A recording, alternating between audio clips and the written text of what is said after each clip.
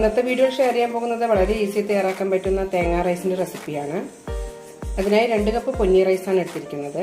ഇതിലേക്ക് വെളിച്ചെണ്ണ ഒഴിക്കാം. കടുക് പൊട്ടിക്കഴിയുമ്പോൾ ഉഴുന്ന്, കടലപ്പരിപ്പ്, ചുവന്നമുളക് ഇടാം.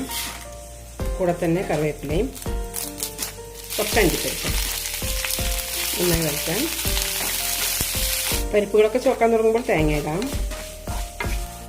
1/2 ടീസ്പൂൺ കായം കൂടി ഇടാം. തേങ്ങ ചെറുതായി ചുവന്ന് കിട്ടുന്നവരെ വഴറ്റിയെടുക്കാം.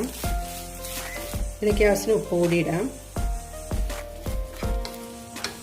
തേങ്ങ റെഡി ആയിട്ടുണ്ട്. ഇനി ഇതിലേക്ക് ചോറിടാം.